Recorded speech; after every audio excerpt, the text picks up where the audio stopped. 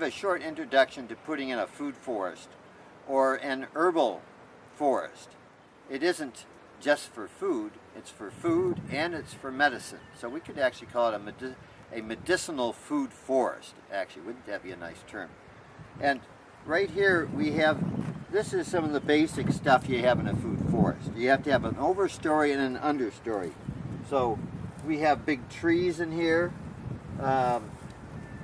hawthorns, black locust. We have a lot of shrubs in here for the shrub layer, blue elderberries, roses, autumn olive, aronia berries, Nanking cherries, carragana. There's just this particular collection here. So the idea is that instead of just having your garden be an annual sun garden, your garden becomes a perennial so that every year you don't have to plant so much. And it's really good carbon farming because you're tying up a lot of carbon in a food forest. So we're out to help the world. If everybody started planting food forests around the world, we would suck up all that extra carbon dioxide and put it into useful things like trees and shrubs and food and medicines, and life would be great. So food forests and medicinal food forests are really starting to take off in the world. They're actually, of course, an ancient practice. They've been practicing it in the Mayan landscapes and in Indonesia and the Pacific Islands and in southern India, and many parts of the world have long traditions of food forests. But of course they've been told that they're backward and primitive. But now modern people are taking it up, and we can grow probably better food forests than even the traditional people because we have more plants at our fingertips than they did.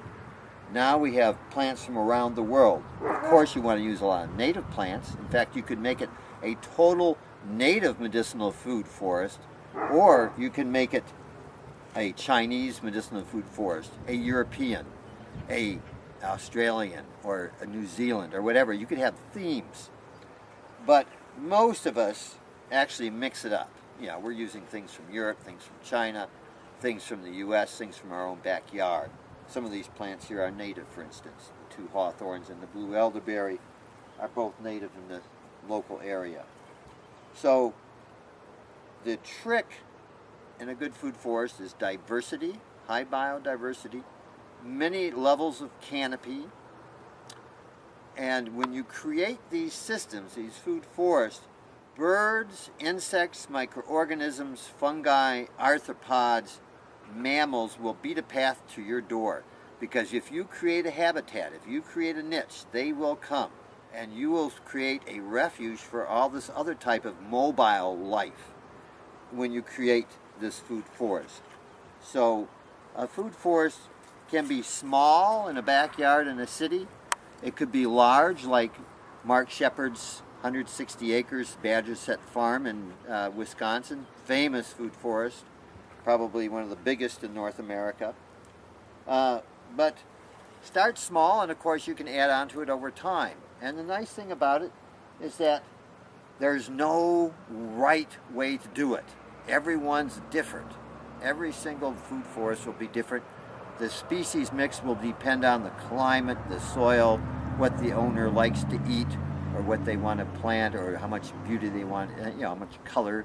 You could create a pink flowering medicinal food forest, or the silver medicinal food forest, etc. You know, the themes are endless. And the goal is high productivity from the first year all the way through for a 50-year time span. And you can design that in, and you gradually learn, of course. But I've been doing this sort of thing for 20 years now, 20-some years. And so I'm really starting to get the hang of it. And everyone's fun, everyone's different.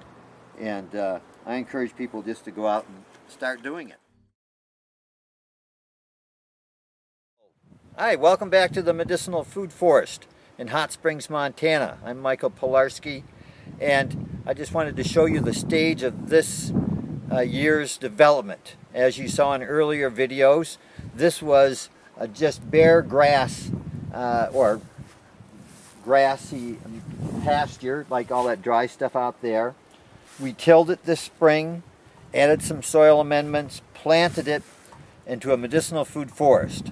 And here we are on August 29th in the height of its summer exuberance. So we wanted to show you what it looks like. It worked! Amazing! It didn't look very good in those early days when it was just that dusty patch of ground. So this medicinal food forest is divided into 4 sections. So we'll just look at each of the sections in turn. Come on down here.